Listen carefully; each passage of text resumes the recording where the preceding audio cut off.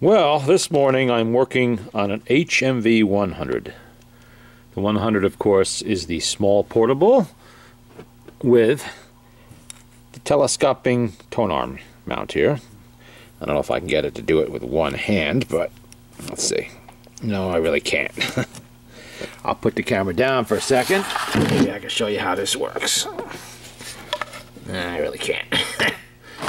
But well, there you go. It collapses down on itself and folds that into the case nice and neatly. This is a machine that's very similar to the Victor Victrola 35 in that it has the reflecting dish aluminum horn in the back, which you will see in a later video when I have the case cleaned up and everything back in there. But right now, we're working on the motor. It's a single spring motor, obviously, a small one. That's the mainspring right there. And not very big. It's actually, as mainsprings go, I think this is probably the smallest I ever get to work on. This is the spring barrel it goes in. It's not very big.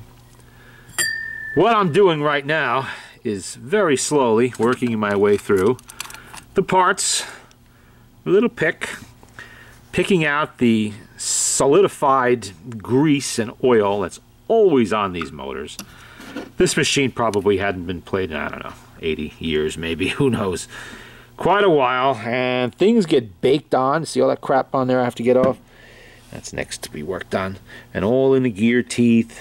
You know, scrubbing with a brush and solvent only takes off so much with these. You really do have to get in there and just pick away at them to get the little hardened bits out of there so that the motor will run smoothly at the right speed when you get it all back together.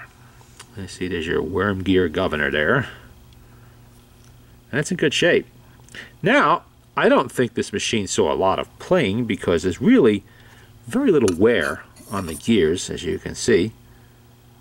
If anywhere, I really can't detect anywhere, to tell the truth. It was just dirty.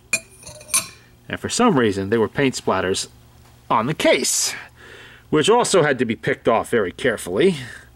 There's your non-return spring. And the shaft that goes through the spring barrel.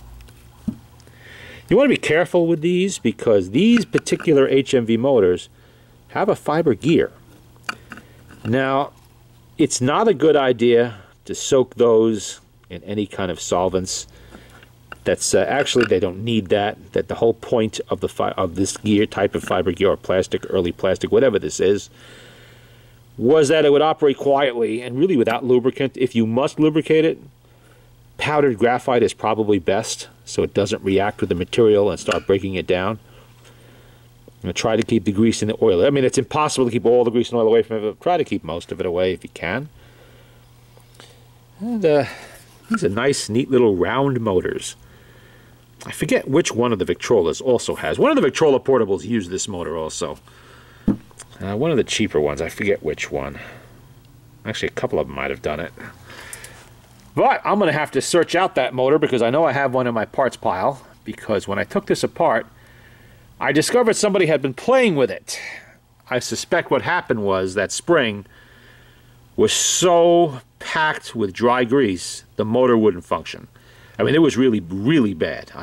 It's not a very big spring, but it still took me a good 3 hours to scrub that. Sometimes I had to pick away at it. Just pick away at the hardened lumps of grease in there. There's no way that would smoothly function. They probably took the motor apart to figure out why it wouldn't work. And when they put it back together, they did not put the little ball bearing that goes in that cup right there. They didn't put that ball bearing back in. That's still got to be cleaned too.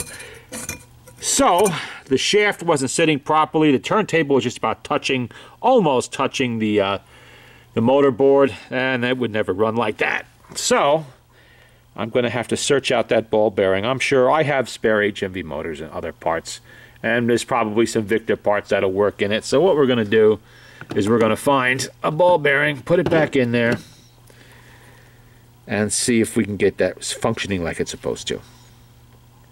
Well, that's just a look at an HMV 100 motor. I mean, you see a lot of HMV 100s. We don't see a lot of them.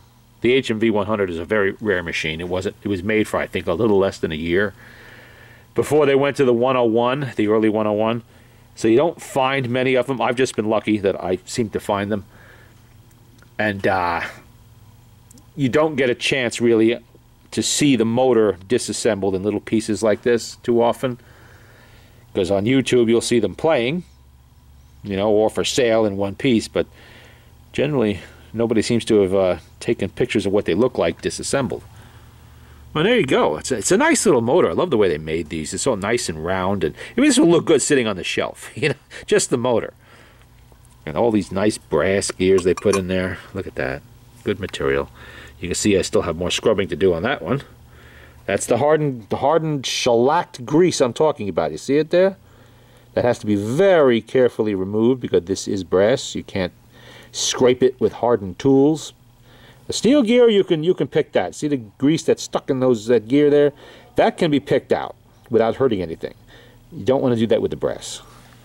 That would be a very bad thing to do because you're going to scrape it up, damage the teeth, and it's not going to run properly, and it'd be noisy too. There you go. There's a look at the various disassembled parts of the HMV 100 motor. And did I show the markings on it? I think I did. No, probably didn't. See if I can get that to show on film. On camera, rather. Nobody uses film anymore. Manufactured by the Gramophone Company, Ltd., Hayes, Middlesex. I'm sure this motor has a particular number. I don't remember what it is. To me, it's the HMV 100 number, and I believe you'll also find some of these in the earliest of the 101s. They might have modified it slightly for that one, I think, but there you go. Oh, and this is your winding gear connects to this. You see the gear? And a spring, your non-return spring, goes around that. And that makes for an extremely smooth wind. You know, with the older machines that had the pull, the little wheel there, click, click, click, click, you kind of feel it when you're winding it.